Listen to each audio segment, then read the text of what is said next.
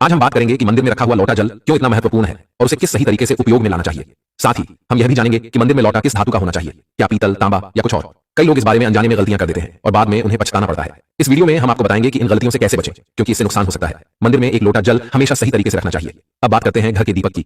क्या आपको तांबे, लोहे, पीतल, कांसे, स्टील या मिट्टी का दीपक रखना चाहिए? सही दीपक का चुनाव न करने पर भी घर में परेशानियां आ सकती हैं और दीपक की बाती का चुनाव भी जरूरी है। क्या कच्चा कलावा ठीक है या फिर रुई या सूती धागा सही रहेगा? इन छोटी छोटी बातों की अनदेखी से पितृदोष, शनि दोष, काल सर्प दोष या गरीबी जैसी समस्याएं हो सकती हैं। दोस्तों, यदि आप इस वीडियो को बीच में छोड़ने का सोच रहे हैं तो आप अभी छोड़ सकते हैं, लेकिन कृपया ध्यान रखें, अगर आप लक्ष्मी माता का अपमान करते हैं तो यह आपके लिए शुभ नहीं रहेगा। अब बहुत से लोग यह सवाल पूछते हैं कि मुख्य द्वार पर जल छिड़कने का सही समय और तरीका क्या है? क्या इसे स्नान के बाद करना चाहिए या बिना स्नान के भी किया जा सकता है? और क्या झाड़ू लगाने से पहले जल छिड़कना चाहिए या बाद में? एक और सवाल जो अक्सर पूछा जाता है वह है, क्या पीरियड्स के दौरान मुख्य द्वार पर जल छिड़क सकते हैं या दीपदान कर सकते हैं? और जब मुख्य द्वार पर जल चढ़ाएं तो इसे अंदर की तरफ से चढ़ाएं या बाहर की तरफ से? फ्लैट या किराए के घर में रहने वाले लोग भी पूछते हैं कि मुख्य द्वार पर दीपदान और जल छिड़कने का सही तरीका क्या है। आज का वीडियो इन्हीं सवालों के जवाब पर आधारित है। सबसे पहले हम यह जानेंगे कि घर के बाहर और अंदर दीपक जलाने के क्या फायदे हैं। खासकर घर के बाहर दीपक जलाने से जो 5 बड़े फायदे होते हैं वह आपको चौंका सकते हैं। भगवान की पूजा में दीपक जलाने का महत्व तो सभी जानते हैं। हिंदू धर्म में देसी घी या सरसों के तेल का दीपक जलाना बेहद शुभ माना जाता है तथा तिल के तेल का दीपक भी जलाया जाता है। लेकिन भगवान के सामने दीप जलाना केवल पूजा का एक तरीका नहीं है, बल्कि घर के अंदर और बाहर दीप जलाने से कई लाभ मिलते हैं। दीपक जलाने से न केवल सकारात्मक ऊर्जा उत्पन्न होती है बल्कि 5 बड़े फायदे भी मिलते हैं। तो आइए जानते हैं। नंबर 1, पृथ्वी से अंधकार दूर होता है। घर में दीपक जलाने से न केवल घर का अंधकार दूर होता है बल्कि यह नकारात्मक ऊर्जा को भी घर से बाहर कर देता है। जहां दीपक जलता है वहां सकारात्मक ऊर्जा का वास होता है। स्वाभाविक है कि जहां सकारात्मक ऊर्जा होगी वहां भगवान का भी वास होगा। इसलिए शाम होने से पहले दीपक जलाना शुभ माना जाता है। तेल से जलने वाले दीपक का असर उसके बुझने के बाद भी आधे घंटे तक बना रहता है, जबकि शुद्ध देसी घी का दीपक वातावरण को करीब 4 घंटे तक सकारात्मक रखता है। नंबर 2, दीपक जलाने का वैज्ञानिक लाभ। जब घर में शुद्ध घी या सरसों के तेल का दीपक जलता है तो उसके धुएं से घर के माहौल में सात्विकता आती है। यह धुआं हानिकारक कणों को नष्ट करता है और वातावरण को शुद्ध बनाता है। नंबर 3, सुख समृद्धि का वास। जिस घर में भगवान के सामने दीप जलाया जाता है वहां माता लक्ष्मी की कृपा बनी रहती है। ऐसे घर में सुख समृद्धि का वास होता है। दीपक को पूर्व दिशा में रखने से व्यक्ति दीर्घायु होता है और उत्तर दिशा में रखने से धन संपन्नता बढ़ती है। दीपक न केवल घर के अंधकार को दूर करता है बल्कि हमारे जीवन को भी प्रकाश की ओर ले जाता है। नंबर 4, बीमारियों को दूर भगाने में मदद। घर में दीपक जलाने से बीमारियां आसपास नहीं भटकती। परिवार के सभी सदस्यों को स्वास्थ्य लाभ मिलता है। खासकर अगर दीपक के साथ एक लौंग भी जला दी जाए तो इसका असर 2 गुना हो जाता है। यह त्वचा संबंधी बीमारियों को दूर करने में मदद करता है। नंबर 5, शुभ शक्तियों को आकर्षित करना। सनातन धर्म के अनुसार जिस घर में सुबह शाम दीप जलाया जाता है वहां कभी अंधकार नहीं होता। ऐसा घर शुभ शक्तियों को आकर्षित करता है। जलता हुआ दीपक शुभ शक्तियों को चुंबक की तरह खींचता है, जो घर के लिए अत्यंत लाभकारी होता है। तो दोस्तों, अब जानते हैं कि मुख्य द्वार पर जल छिड़कने का सही समय और विधि क्या है। अगर आप मुख्य द्वार पर जल चढ़ाते हैं तो आपको यह ध्यान रखना है कि जल को रात में सोने से पहले एक पात्र में भरकर रखना चाहिए। आप कोई भी पात्र ले सकते हैं, जैसे तांबे, पीतल, स्टील या चांदी का। यदि गंगा जल उपलब्ध हो तो उसे थोड़ी मात्रा में डालें और फिर शुद्ध जल से पात्र भर दें। अगर गंगा जल नहीं है तो केवल शुद्ध जल भी पर्याप्त है। इस जल से भरे पात्र को अपने घर की रसोई में रख दीजिए। सुबह उठकर इस जल का छिड़काव अपने घर के मुख्य द्वार पर करें। मुख्य द्वार पर सुबह सबसे पहले छिड़का गया जल घर की सभी समस्याओं को दूर करता है। यदि आप नकारात्मक ऊर्जा, मानसिक परेशानी, आर्थिक तंगी या वास्तु दोष से परेशान हैं तो यह उपाय आपकी मदद करेगा। रसोई में रखा जल मुख्य द्वार पर छिड़कने से आपके घर की परेशानियां समाप्त हो सकती हैं। यह उपाय न केवल वास्तु दोष और पितृदोष को समाप्त करता है बल्कि तंत्र मंत्र या बुरी नजर के प्रभाव को भी खत्म करने में सहायक है।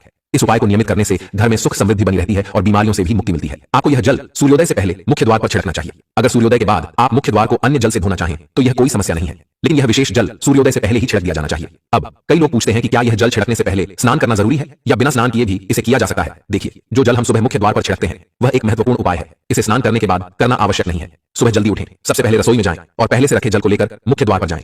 मुख्य द्वार खोलें और इस जल का छिड़काव करें। जल छिड़कते समय अपने पितरों और मां लक्ष्मी का ध्यान जरूर करें। ऐसा कहा जाता है कि सुबह सुबह मां लक्ष्मी हर घर के द्वार पर आती है। जिन घरों के द्वार खुले होते हैं और जहां जल का छिड़काव किया गया होता है वहां मां लक्ष्मी प्रवेश करती हैं। जल छिड़कते समय अपने मन में मां लक्ष्मी से प्रार्थना करें, हे मां लक्ष्मी, कृपया मेरे घर में प्रवेश करें, मैं आपका स्वागत करने के लिए तैयार हूं। इसके बाद पितरों का ध्यान करें, क्योंकि घर की दहलीज को पितरों का वास स्थान माना जाता है। जब आप दहलीज पर जल छिड़कते हैं तो पितर प्रसन्न होते हैं और उनका आशीर्वाद आपको मिलता है। स्नान करने की आवश्यकता नहीं है, आप बिना स्नान किए भी यह कार्य कर सकते हैं। अब आपके अगले प्रश्न की बात करें, क्या जल का छिड़काव झाड़ू लगाने के बाद करना चाहिए या पहले? इसका उत्तर यह है कि सुबह उठने के बाद सबसे पहला कार्य जल का छिड़काव करना चाहिए। इसके बाद आप झाड़ू लगा सकते हैं। सुबह उठते ही सबसे पहले बिस्तर पर बैठकर अपने दोनों हथेलियों को देखें और मां लक्ष्मी का ध्यान करें।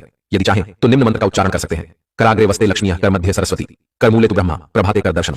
फिर दोनों हाथ जोड़कर देवी देवताओं को प्रणाम करें। इसके बाद हाथ से धरती को स्पर्श कर प्रणाम करें और धीरे से अपना दाहिना पांव जमीन पर रखें।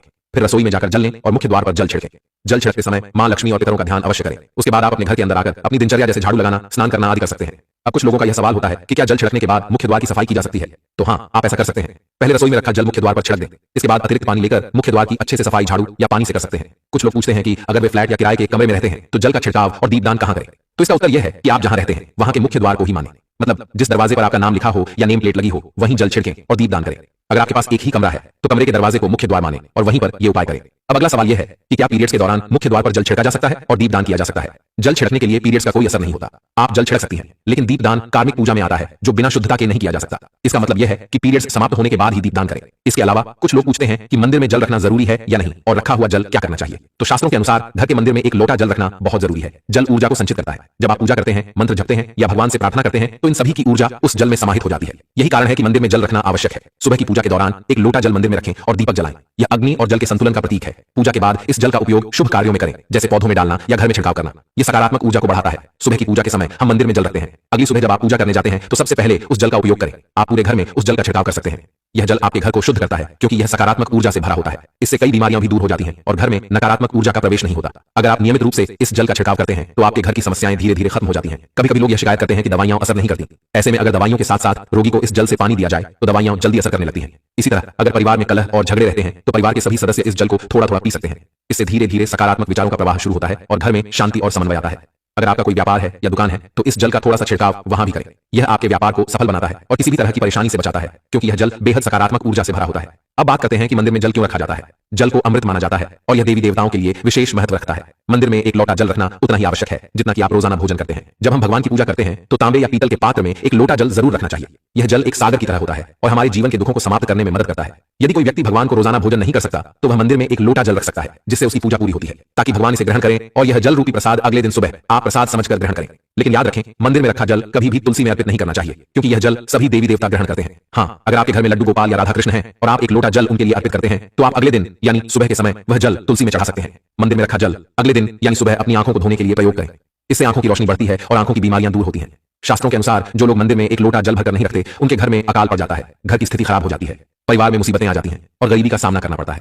आप चाहे तो एक लोटा जल में फूल आदि डालकर रख सकते हैं जो बहुत शुभ माना जाता है। मंदिर में रखा जल का एक और उपयोग यह है कि इसे घर की रसोई में खाना बनाने में या पीने में भी प्रयोग कर सकते हैं। लेकिन यह जल तभी इस्तेमाल करें जब आपके घर में सात्विक भोजन बनता हो। अगर लहसुन या प्याज का इस्तेमाल होता है तो इस जल का प्रयोग खाना बनाने में नहीं करें। इस जल को परिवार के सभी सदस्य थोड़ी थोड़ी मात्रा में पी सकते हैं और बचा हुआ जल आप घर के पौधों में डाल सकते हैं। यह जल व्यर्थ नहीं होता, इसके बहुत सारे उपयोग होते हैं। अगर हम सही तरीके से इसका प्रयोग करें तो यह हमारे जीवन की परेशानियों को सुलझा सकता है। मंत्रों से अभिमंत्रित जल बहुत शक्तिशाली होता है और हमारे घर के मंदिर में रखा जल देवताओं का आशीर्वाद होता है क्योंकि वह हमेशा देवताओं के पास होता है।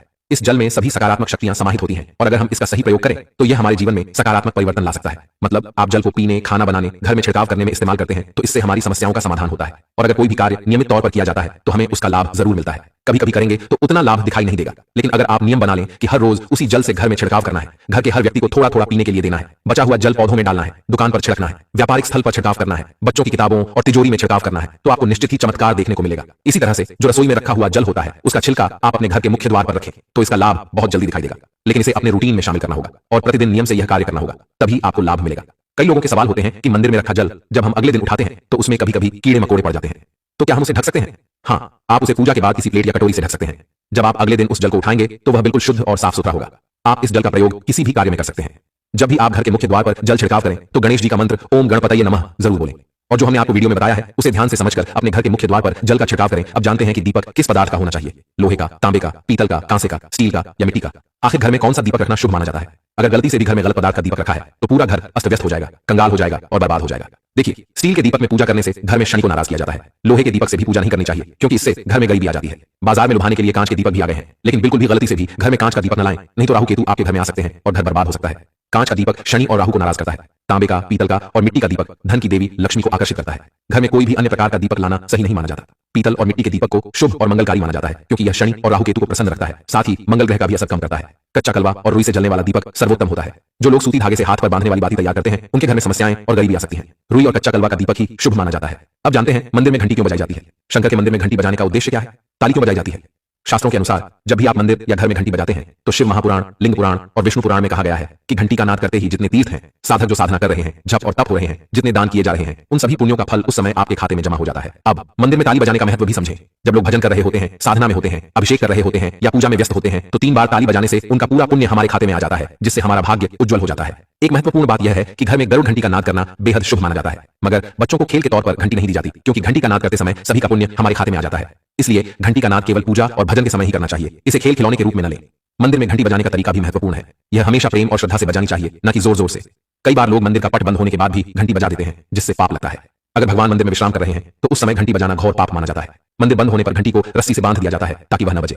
घंटी बजाने का सबसे शुभ समय सुबह 4 बजे से लेकर 11 बजे तक होता है, क्योंकि यह समय अत्यंत मंगलकारी होता है। इसके अलावा शाम 6 बजे से रात 11 बजे से पहले भी घंटी बजाई जा सकती है। रात 12 बजे के बाद मंदिर के पट बंद कर दिए जाते हैं और देवी देवता विश्राम करते हैं। इस समय घंटी बजाना पुण्य के बजाय पाप का कारण बन सकता है। दोस्तों, आज की जानकारी आपको कैसी लगी कृपया कमेंट करके हमें बताएं। अगर आप माता लक्ष्मी का सम्मान करते हैं तो एक लाइक जरूर करें और हमारे चैनल ज्ञानवर्धक टेल्स को सब्सक्राइब करके कमेंट में जय माता लक्ष्मी जरूर लिखें। धन्यवाद।